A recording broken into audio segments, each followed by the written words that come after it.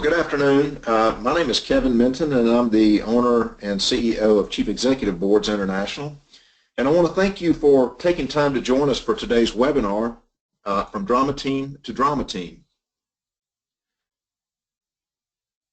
We are headquartered in Greenville, South Carolina, with executive peer advisory boards in multiple cities throughout the United States. And I'll be your host today. So stay tuned for future webinars on our website also that you can find located at the bottom of this slide here at www.chiefexecutiveboards.com. So before we dive straight into our main topic today, you might be curious to learn a little bit about CEBI. Essentially, we're a boutique executive peer advisory service with local and national boards located throughout the eastern and midwestern states in the United States. And the purpose of Chief Executive Boards is to help CEOs and presidents and business owners to share ideas and experiences and to avoid pitfalls and potholes that many have already experienced. We help steer you from reinventing the wheel within your own businesses, and essentially, it's where highly successful chief executives go to become more successful. Our members convene in face-to-face forums and receive unvarnished advice in a safe and confidential environment that's typically unavailable elsewhere. It's kind of like having your own personal think tank.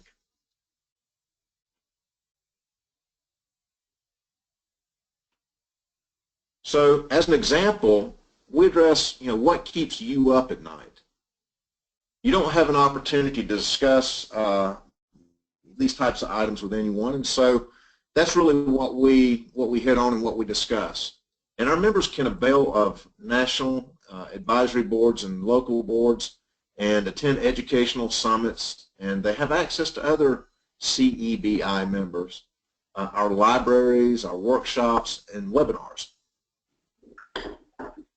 So from a housekeeping perspective, this webinar will last about 45 minutes, and we invite you to post your questions in the panel box located on your screen, and we'll answer those questions at the end.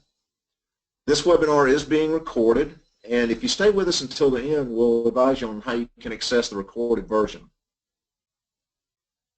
Our contacts will also be listed at the end of the presentation, so if you need to get in touch with us for anything, or if you have any follow-up questions that you think of, just give us a ring. So let's get started with today's topic. Our guest presenter today is Mr. Dennis McEntee, aka the drama-free guy. Dennis works with leaders to uncover their personal and organizational constraints to building high-trust, high-performance cultures. In 2004, he formed the Leadership Development Group to assist leaders win at the game of work and the business of life. His interactions empowers teams to focus on what is truly important by creating ownership and teaching individuals to get to the root of their business problems quickly and solve issues faster. He's a master at helping to take the drama out of people and out of organizations. So at this point, I'll turn the presentation over to Dennis. Dennis, are you there? Hey, I am. Kevin, thanks so much. I'm honored to be here. And Kevin, what I really, really love about CEBI and what you do is that you're a kind of organization that really helps the best get better. And I have found that, as leaders and top-level executives, sometimes it's hard to know where to go to get even better. It's like, I'm great, but how do I be amazing? And so I love what you do. So thank you for allowing me to do this, and I'm honored to be with you. So today, well, first of all, I live in Greenville, South Carolina, but today I'm on site in Reading, Pennsylvania, and I spent the first part of my career, 15 years, in pastoral ministry. 2004, about 12 years ago or so, I realized that the same way that I can help marriages and families, I can also help businesses.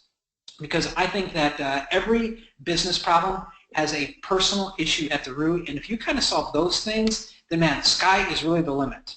So here's a picture of my lovely family. I've been married to Lisa for the last 25 years, and we've got 4 kids. Andrew's 23, Steven's 19, Melissa's 17, and Joel, our youngest, is 14. And if I am not at a soccer match or training for a long-distance event or watching the Boston Red Sox beat whoever they happen to be playing that night, I'm typically working with leaders just like you, clients just like you, really helping them develop these high-trust, high-performance cultures, because the truth is that your culture determines your results. And we'll kind of talk about that a little bit.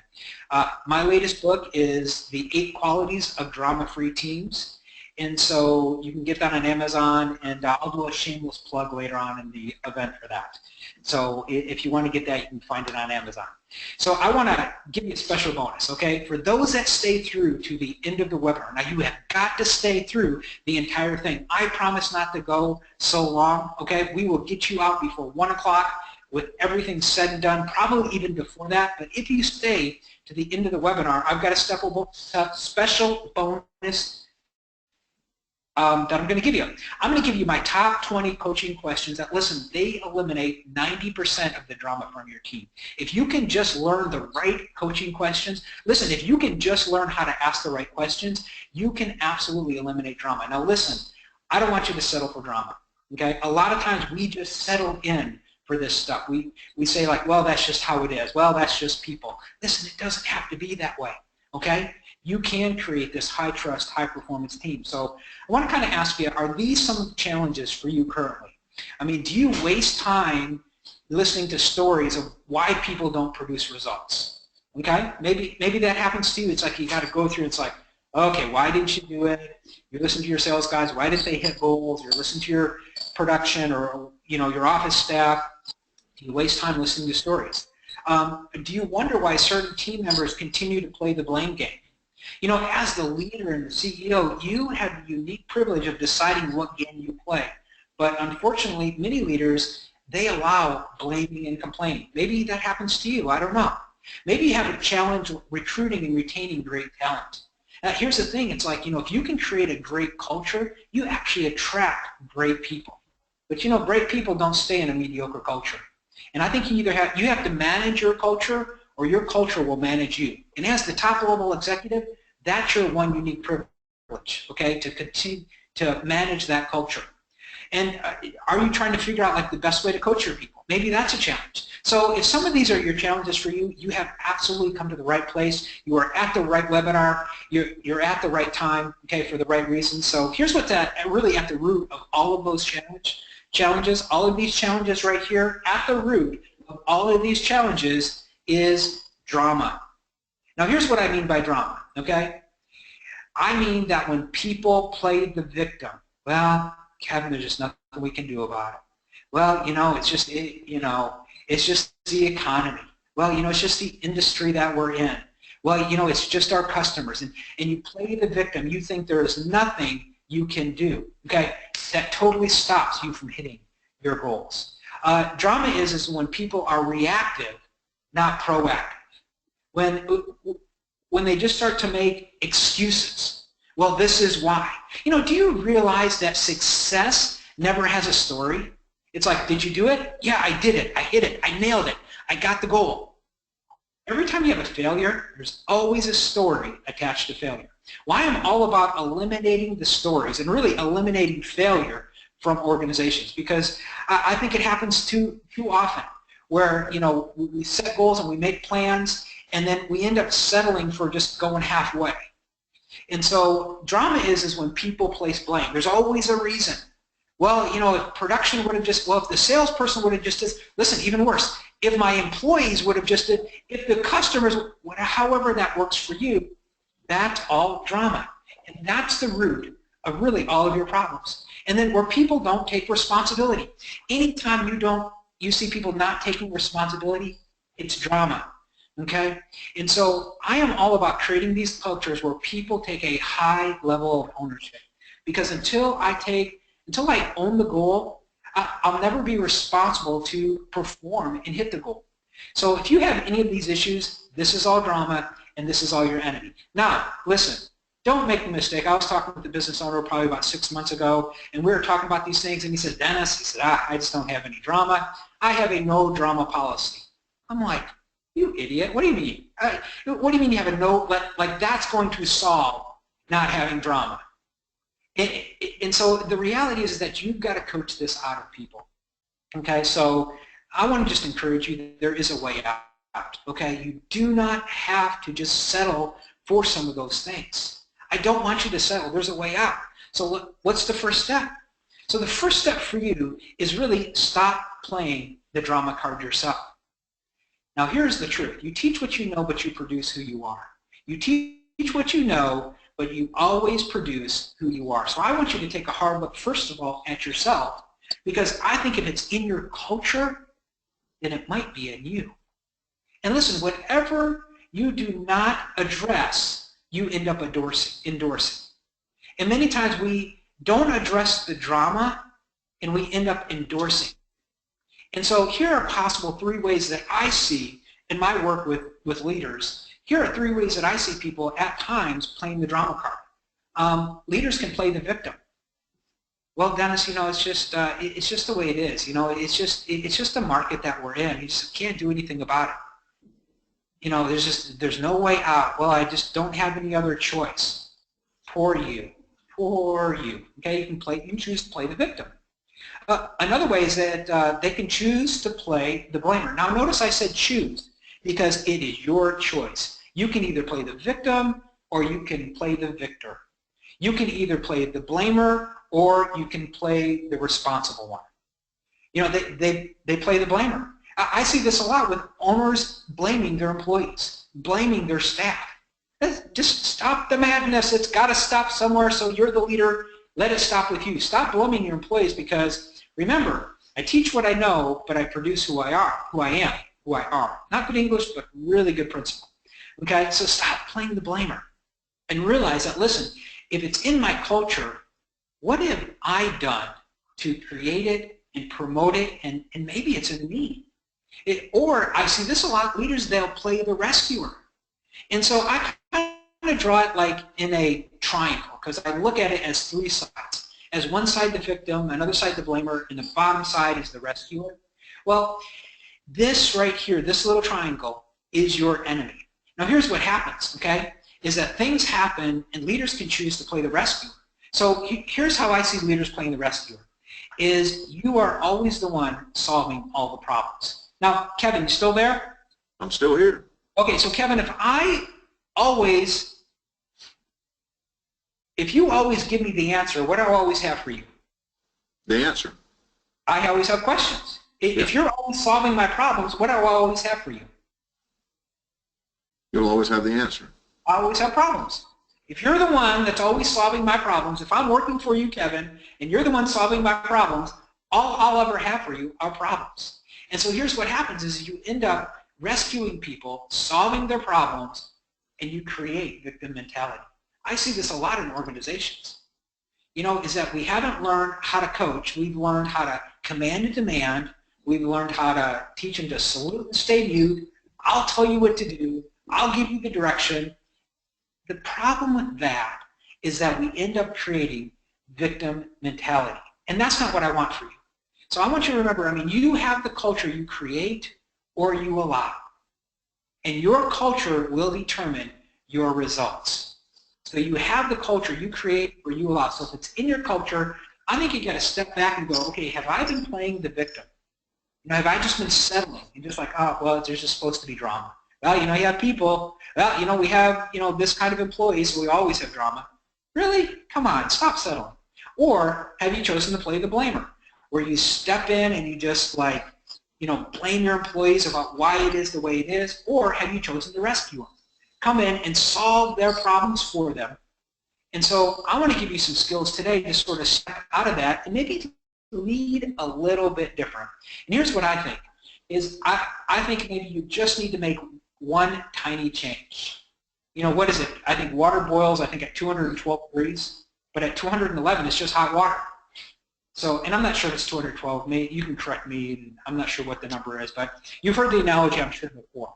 But it's like one tiny degree, it turns it from hot water to boiling. So I just want to give you maybe just one degree. Okay, so first I think you need to understand the major reason people go into drama. Why do we have this drama? Because remember, it's the thing that's stopping all of our results. So why does this happen? Here is the top reason. People go into drama because they believe they have no choice. There is no choice as, there's just nothing I can do. And your goal is to help people see that they have all of the choices in the world. They think they have choice poverty, and your goal as the leader is to open up their mind and show them they are choice abundant. They have all the choices in the world. So one of my favorite companies is Chick-fil-A. Okay, and everywhere I go, in fact, I went to Chick-fil-A last night in Reading, Pennsylvania, and I'm going to be down in Philadelphia later this evening, and I'll probably find me a Chick-fil-A there too. Okay, I love Chick-fil-A. And my daughter, 17 years old, about a year ago, she got her first job at Chick-fil-A. And holy cow, it's a great place for young people to get an education on customer service. So you can tell I'm a Chick-fil-A fan. So, but there was this one day with my daughter where she was getting ready to go to work and she was just in a bad mood. You ever have this with employees? You ever have them where they're just kind of in a bad mood? Probably never happens to you, but sometimes here in Reading, Pennsylvania, it happens to those guys. Probably not to you guys, okay? But she was just in this bad mood. She's like, I have to go to work, Dad. I have to go to work. And all of a sudden I realized, holy cow, she's in drama and she's in choice poverty.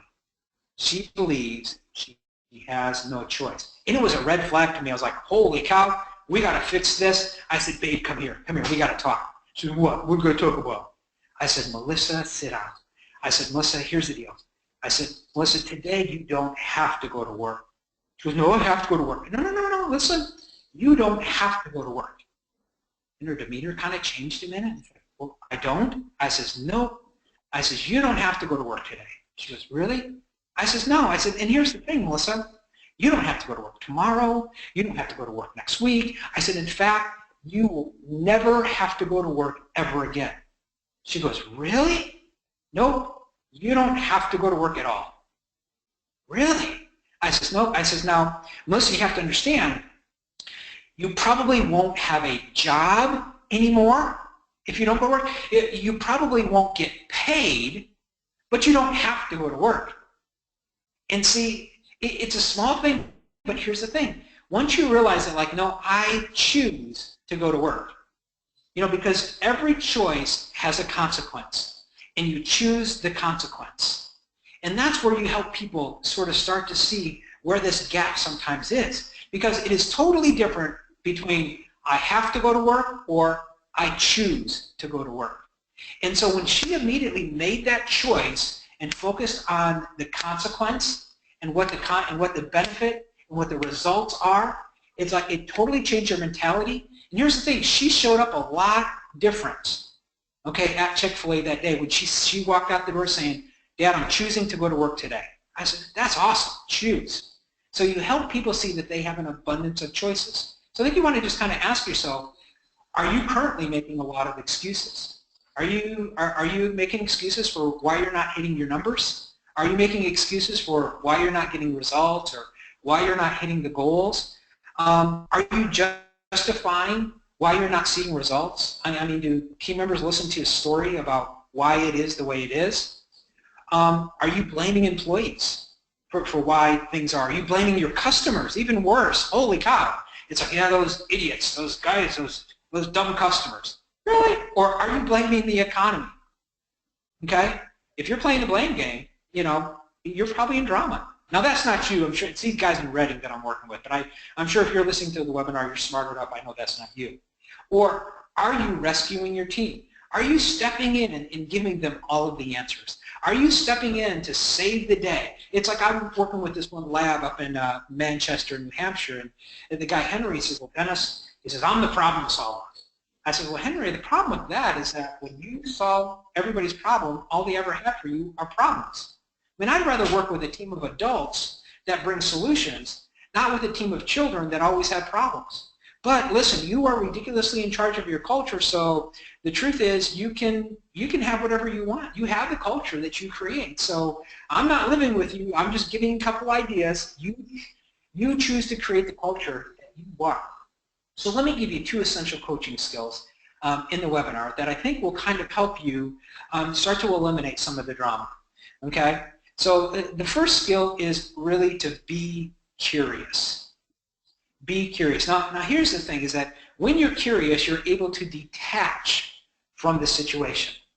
Now, I want you just to think that when you're in emotion, it's like that's where all the drama is. And many times, like when you get angry, you get frustrated, you get mad. Come on, you get that way sometimes, right? I mean, we're human. But you have to learn how to step back and sort of detach. And being curious kind of helps you do that. Being curious, like, it helps you stay focused. It's like something happens and I go, I wonder why. Why they act the way they do. How could such an amazing, reasonable adult act in such a childish way? I'm curious. So it helps you stay focused. Okay, it helps you not get into the emotion. Because when you get into the emotion, when you get into the anger and the frustration and the disappointment, okay, you don't do anybody any good. All right, your first job as a leader is to be able to detach. So being curious, it helps you not just listen for the words, but you watch for tone and body language. This is the truth. 90% of communication is nonverbal. Nonverbal. Now, for every married man on the call today, you know this is true with your wife. I mean, my wife comes in, I says, hey, babe, what's wrong? And she goes, nothing. Nothing's wrong. Now, come on. Does that mean nothing's wrong? She said nothing's wrong. That was her words, but her tone told me something different, and holy cow, her body language told me something different. When she says nothing, there's nothing wrong. You know what I realized? Boy, there is something really wrong right now. So when you're curious, you're not just listening for words, because you remember 90%, 95% of communication is non-verbal. So when you're curious, you're not just listening for words, okay? And then you realize, when you're curious, you realize that coaching is co-creating a solution, not solving someone's problem for them. It's like you help them create a solution for their problem. See, if you believe they're a victim and they're not responsible and they're not a victor, then you'll step in and solve their problem for you. Sometimes people believe that, coaching is like me telling you what to do. Now, you know what? That just creates a bunch of children. Okay? Me telling you what to do is just like me having a 14-year-old telling him to clean his room. I mean, really, if I have to have that kind of conversation with you, if I have to tell you to go out and make cold calls, I'm like, really? Really? I have to tell you to do that? Maybe I need to go get some adults. So we want to continue to now here's the deal, okay, is that you create the culture. So I'm not saying you go back and you fire everybody today. That's not what I'm saying, okay? But you got to change your leadership, because if you have drama, you got to step back and go, okay, maybe I'm leading them in a way that needs to change. Because you can't place blame. In the culture, it must be first in me. And then you have to realize that people are powerful enough to solve their own problems. So if you believe people are victims, you'll treat them like victims. You'll step in and you'll rescue them. See, I believe, leading this way is a very powerful way to lead, because I believe people are powerful enough. I mean, I hire adults and I expect them to act like adults and be adults, and you're powerful enough to solve your problem, and I just step in and I just help you create a solution that you're going to go and do. And then to be curious, I kind of am always asking myself, I wonder why blank. I wonder why they act that way.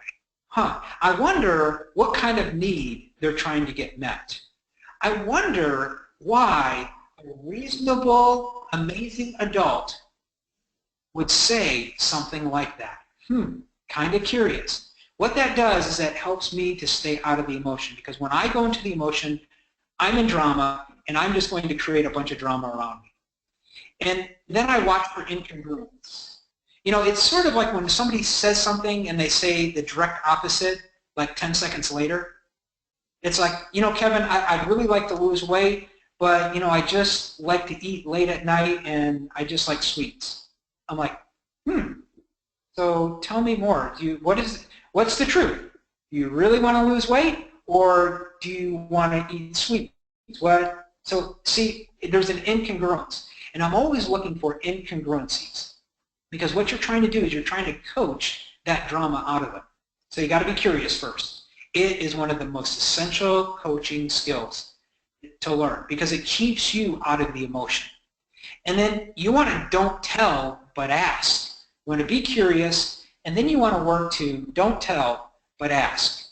So here's what I mean. If you're always telling people what to do, then they always come to you with issues, and they expect you to think for them.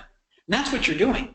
It's like you are doing somebody's thinking for them. When you say, okay, well, this is what you need to do. Thank you very much for thinking for me. Now, here's the thing. Some people, they like that. They like to be the victim. Just tell me what to do. And if you want to run that kind of organization, I guess you're ridiculously in charge, so you can absolutely have that type of company. It's totally up to you. I sort of want to work with like these, I want to work with a bunch of adults that want to do great things, that we can build this high trust relationship and have a high performance culture that does amazing work. And that's what I want. So we don't want to tell, it's like we want to work to ask, because when people self-discover, they take ownership. It's like people don't argue with their own data. And so when they self-discover, they're taking the ownership. When it's there, when they have helped co-create the solution, it's my solution. See, if I tell you what to do, if Kevin tells me what to do and I go do it and I come back and say, yeah, Kevin, I told you, you told me to do this and it didn't work. Well, all of a sudden I have shifted all of that blame, and all of a sudden I've given myself an excuse because, well, I did what Kevin told me to do and it didn't work. It's Kevin's fault. It's Kevin's problem. When at the end of the day, it's like if a team member is not getting the results in their position they need, that's their problem. But you got to help them take that ownership. It also shows that you value their opinions and their experiences. And it's like people want, after good compensation, after just some of the basic needs are met from Maslow's hierarchy of needs, I'm sure you're familiar with that, but once some of those base needs are met, then people want to make a contribution. Making contribution, especially if you're working with millennials, holy cow, come on. Millennials want to make a contribution. And so it shows you value their opinions, their experiences. They want to be a part of something great, do something great. And then it also builds people's confidence. It's like if they always have to come back to you with every little question, they don't grow in their own confidence. And then you end up having to do all their thinking for them. That's not, I'm sure that's not what you want. That's why you're on the webinar today. And then when you don't tell, and please remember, we're almost done with the webinar, and at the end of the webinar, I'm going to give you my secret coaching questions. So make sure you stay at the end. I'm going to show you how to get that. Okay, so stay with me. So one of the things that when you don't tell but you ask, it's like you believe people are powerful enough to solve their own problems. And you believe in your people. And people typically become what you believe about them. People become who you believe they really are. So if you believe they're great, they will eventually step up to that. So QuitFAR. I want to talk to you about QuitFAR. Here is the secret equation for questions. And here's what it means, QuitFAR, QTFAR, is that the questions you ask develop people's thinking. The questions that you ask train people how to think. How you think determines how you feel. And how you feel determines how you act. And how you act determines the results that you get. This is the secret to changing results. It is the secret to changing behaviors. Because the questions you ask people direct their thoughts. See, if I ask myself, well, why does this always happen to me? Bad question, because it sends me into a drama of like giving up reasons. Oh gosh, well Dennis, Dennis, why do you always overpromise? Bad question. So it directs my thinking. Instead of maybe a question like, hey, how can I improve this situation? So something happens and I ask, why does this always happen to me? Boy, it sends me down a bad thinking strain. So, or change it and go, if something happens, go, okay, how can I make this better? Can you see the difference in proactivity that it creates? So here's the reality. If you're not happy with the current results, I think you need to change the question. You have to change the question because your questions determine your results. Remember QuitFAR, QTFAR. The questions you ask determine the thoughts you think, which determine the feelings you have, which determines your actions, which determines your results. We're getting ready to come up to the 20 coaching questions, so I desperately want to send that to you, so please stay on the line. Okay, so your questions equal your results. So if you want to change your results, you got to change the question. So I thought it'd be fun to maybe just give you real quick just what are some of my favorite coaching questions that I like to give. And here's one, is like, something happens and I'll ask, what are you going to do? See, it's different than like, why is this going to happen? Why did this happen? Really? Do you really want to know why, or do you just want the behavior changed? And if you're honest with yourself, you're probably just going to tell me, I just want the behavior changed. I really don't even want to know why. Just change it and fix it. So instead of going, why did this happen? And many times you ask why because you go into problem-solving mode. You're going to solve that problem for them. Stop the madness. Stop rescuing people. Listen, teach them to solve their own problems. So ask them, what are you going to do?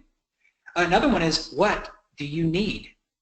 Most people go into drama because it's a tragic expression. Tragic. It's a tragic expression of an unmet need. The problem is they don't even know what they need. Something happens, an event happens, okay, and they go, oh, why does this always happen? Why did the person yell at me? And they're into drama, and they're playing the victim. And then I step back and go, okay, well, what do you need? And sometimes I go, well, I need that guy to apologize. Well, he might never apologize. Can you live with that? And what it does is it helps you step out of trying to meet everybody's need. So when I say, what do you need, it's not for you to meet everybody's need, because then you end up with codependent relationships that it's a whole level of craziness that at times I've dealt with different organizations. Good news is you can get out of it, okay? You absolutely can. Use some of these questions. Because remember, you're trying to direct people's thoughts, and questions direct people's thoughts. Another good one I use is, what do you want? And what do you want? See, because the one thing that I can't do for you is determine whether you want something or not. So like I can determine like if you get it, if you understand what we need to do, and I can help you grow in your capacity, but if you don't want it, there's nothing I can do. It's like if you don't want the goal, and sometimes as leaders, we play the rescuer when we want it more for people than they want it themselves. Does that ever happen to you? One of the favorite drugs that I see many leaders take, and you might be on this drug today, I don't know. Sometimes leaders, before I come in to work with their teams, they go in the back office and they shoot themselves up on this drug. And maybe you have a problem with this drug, and I call it the drug of potential. They go, oh, Dennis, this person has potential. Oh, potential. Come on, potential's never done anything. All right, if you're 18 years old and somebody says you have a lot of potential, that's pretty good news. But if you're 80 years old and somebody says, man, you got a lot of potential, super bad news, okay? So what do you want? What choices do you have? See, because remember, you're helping people see the choice. They go into drama when they think, well, there's nothing I can do. Absolutely untrue. It's a lie. There's always something you can do. So I was playing the blame game with my wife a while back ago. I was like, babe, this client is this, and then this client is that, and this client, and I was just going through the list and just blaming and complaining and playing the victim. And she said, well, Dennis, what's the common denominator with all these clients? And I was like, I don't know. No, she goes, well, is there one common person that you see in all of these clients? I go, no, nobody. And she looked at me, she says, you idiot. She says, it's you. She says, you chose to work with these people. And, the truth of it is like when I change my language, I go, you know what? Okay, I did. I made that choice. All of a sudden, it empowered me to make some changes. But when I don't think I have a choice, I'm not empowered at all. There's nothing I can do. Another one is like, what can you do? Something happens. What can you do? Because you can always do something. But people stop and they get roadblocked by this drama and they stop doing things because they don't think there's anything they can do. And it's a lie. You got to help them see that it's a lie. Another one is, what's the right action for you to take? Now, look at these questions real quick. They all start with the word what. None of them start with the word why. And I'm going to propose to you today that why is probably a very bad question to ask. Now, I know you want to fight me on this, and maybe we can have a discussion about it at the end, towards the end, but I'm just going to encourage you that when you ask why, it typically sends people into blame and playing the victim. And the one thing that your team members, you have to lead people according to how their brains like to be led. And the one question that people ask when they walk into a room, they walk into a company, they walk into any situation, the first thing their brain asks is they say, is it safe or unsafe? Safe or unsafe? And if they determine in their brain that it's unsafe, I will either fight, defend, because if I ask why, I go, well, I'll tell you why, this and this, I'll defend, or I'll freeze, or I'll flight. I'll try to hide and try to leave that situation, or try to try to brush it under a rug, or try to hide what really happened. But when my brain feels like it's safe, it's like I can be creative, I can be proactive. And so part of your job as the leader is to create safe places for people to self-discover. See, because I don't care whatever business you're in today, you're truly in the people business. That's it. You are in the people business. Because business is just people doing transactions.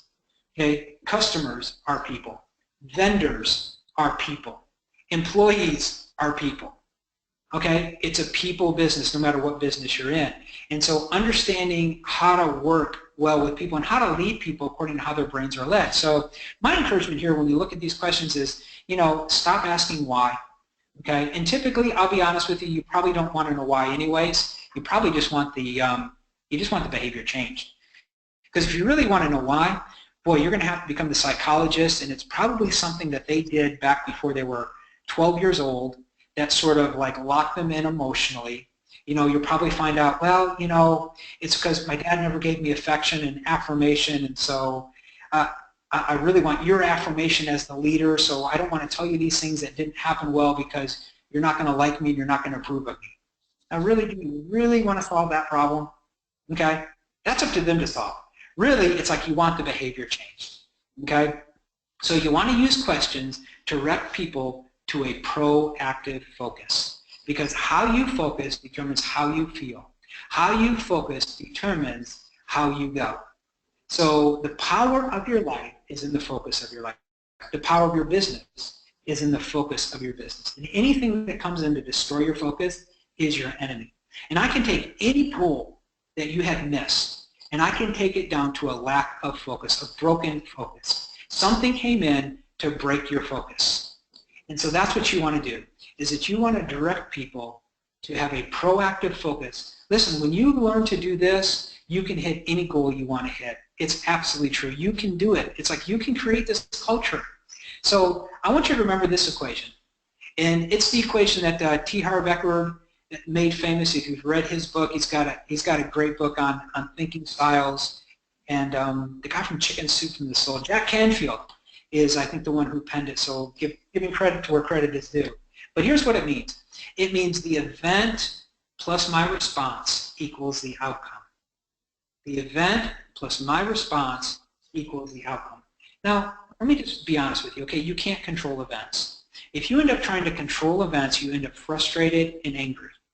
You know what? People are going to come in late. People are not going to hit goals. People are, going to make bad decisions. Customers are going to do crazy things. And vendors are going to do crazy. The economy is going to, do crazy things. Yeah, I can't control any of those things. The only thing I can control is my response. And my response to any event equals the outcome, which means I am ridiculously in charge. I am in charge of me. I am in charge of my behavior. So step back and realize, listen, if you have an outcome of drama, step back and look at your response. Because listen, there is something you can do. You don't have to put up with it. You don't have to live with it, okay? You can create a high-trust, high-performance culture. You can work with have adult-to-adult conversations. I mean, are you tired of having adult-to-child conversations? I mean, at times I am. I'm like, whoa, stop the madness. And it stops with me. If I'm the leader, then I have created this environment. So we want to have adult-to-adult conversations. I don't want to have a bunch of kids working for me, all right, where we develop this high-trust relationship, where we have high performance, we have awesome outcomes, and we have fun doing it. So first, I just want to thank you for the gift of your attention and your attendance today. Listen, it was an incredible gift, and I just want to thank you. I mean, this is probably your lunch hour. I don't know what time zone you're on. Maybe it's not. Maybe it's your breakfast hour if you're Pacific time. I don't know. Okay, but I just really want to just thank you for your attention because you could have done anything during this time. But you chose to take some time out of your busy day to really spend it with me, and I'm honored because I know you believe just like I do is like when you get better, your business gets better. And the best way to get your business better is really for you to get better. And so just like I promised, I want to send you the 20 coaching questions, my top favorite coaching questions. Now, if you have a cell phone, take it out right now. Turn it on and text the word questions to 864-901-7315, and we'll get those coaching questions out to you. Or email info@Leadership Process and just put questions in the subject. That's it. Shoot it out, and you'll immediately get those 20 coaching questions coming back to you. So, Kevin, that's all I know. I don't know anything else today, okay? I promise. There is nothing else I know. So why don't you take it from there? And now, Kevin, you told me people were going to get a chance to ask questions, right? Yeah, that's correct, Dennis. Okay, so Kevin, this is what we're going to do if you're okay with it, is that they're going to ask the question, and then I'm going to answer all the easy ones, and you can answer all the hard ones. Is that fair? Yeah, just toss that football right over the fence. Okay, perfect. So just put on your smart hat because, you know, I need somebody to answer it. So why don't you take it from here? Well, first of all, thanks, Dennis. And I really am that guy that wants to lose weight, but also I want a late-night snack, so just call me incongruent. Hey, you know what? The reason I shared that is my personal struggle. So you and me together. All right. So at this point, I guess we'll take your questions and answer those. So, Robin, do we have any questions in the queue? We do, and Dennis, I do want to tell you that we have received a number of comments in the section saying how much they enjoyed this and that it was awesome and they wish they could write faster. So definitely helpful to the attendees of the webinar today. I do have a question. The first question I have is from Jonah, and he asked, if I have someone in drama, what's the best way or the first steps to get them out of drama? Perfect. Okay, so here is a great feedback. Here's a great feedback question, because here's what you got to do: is it's like I can't get out of drama because I'm not aware of it. I don't even know I'm in drama. It's sort of like, can a fish see water? Fish can't see water, but it's swimming in water. So you got this person in drama. So there's two feedback questions that I like to use when they go to this scenario. Is, hey, you know, first of all, they go into drama, and I want to just paint the behavior back to them. So here's the format: is that, hey, Kevin, when you don't answer my email, and then you get angry that I didn't respond back to you, how do you think you show up to me? When blank, when event happens, how do you think you showed up? Because what you're trying to do is you're trying to give them awareness. Because remember, for me to get out of drama, that's my choice. But the first step is I've got to be aware. Now, if that doesn't work, and sometimes it doesn't because people are in like super high drama, it's like they've been in drama for years, they have trouble getting out of it. So I take it to the next level, and here's another question, is I would tell them about me. It's like, hey, Kevin, let me tell you about me. When you don't answer my email and then get mad, I feel frustrated because I think you don't care. Can you help me? Now, I haven't told Kevin that he doesn't care. I told Kevin about me. And so in that little phrase, can you help me, it kind of opens up. So those are two coaching formats. And Jenna, just send an email to info, and I can help you with some other ideas too. That is a gigantic question that really is it's an entire coaching process that we work with organizations, but shoot me an email if that doesn't work. It's a gigantic question that's hard to answer in 5 minutes, but hopefully those are two formats you can use. All right, Dennis, I do have another question. This one is from Kelly, and it's a pretty general question as well, but it is, what is the best way to motivate your team? Okay, great. So I think here's the key thing to ask yourself. First of all, it's very hard to motivate anybody. Let's just be honest. Motivate. Okay, so at that word motivation, at the root word is the word motive. Motive. So I think the key way, and here's the problem with motivation, is we try to motivate people how we like to be motivated. And then it only works on a certain amount of people. It's like, we do prizes for our salespeople. Well, then that only motivates some of them that are like really, they like prizes. It's like, if you want to motivate me, tell me I can't do something. And I'll be like, holy cow, I'll show you I can. Let me show you.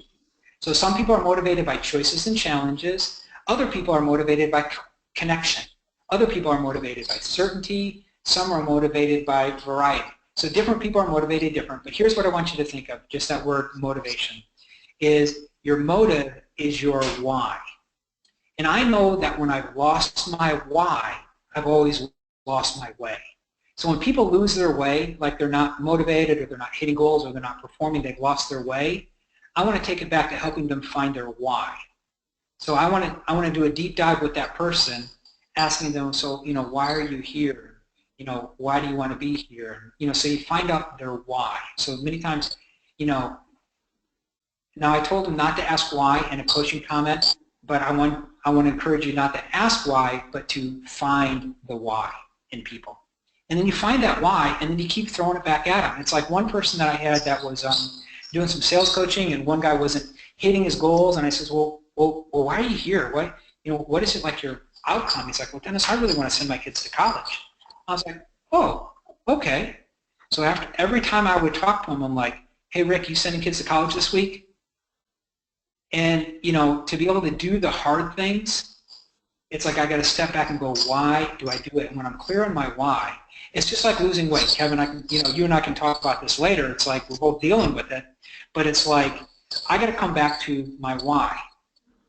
And I realize, okay, I want to run that marathon at the end of the year. So to run that marathon, I got to lose at least another 20 pounds to be able to hit these times that I want to hit. So getting clear on my why helps me do the hard things, because more than likely there are hard things that you're asking people to do. I got it. I mean, if it was easy, anybody would do it. But you're asking them to do hard things, so they got to step back and like reach into their why. And the best way to motivate is sort of like keep throwing the why back at them. So, any other questions, Robin? Okay, great. Thank you, Dennis. That is all we have at the moment, Dennis. So, Kevin, I will turn it back over to you. All right, thank you. Well, right now, that concludes our presentation. So I just want to remind you that this is being recorded, and it'll be sent in the form of a web link or via email.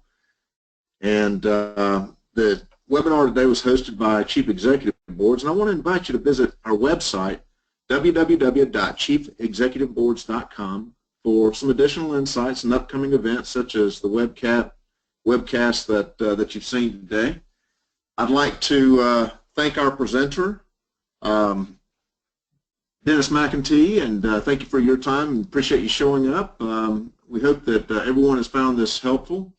I'd like to invite you to contact Chief Executive Boards and or Dennis with any questions that you might have, and I'd also like to invite you to join us for some of our future and upcoming webinars that we have here. So on September the 21st, we're going to have the role of an investment banker. And October the 19th, we're going to have a webinar on executive benefits. And so please visit our website. Again, if you have an interest in learning more about this and registering for those webinars. And we look forward to speaking with you regarding future engagements and wish all of you a great week ahead. So thanks again for joining us. And so thank you and farewell. This concludes our webinar.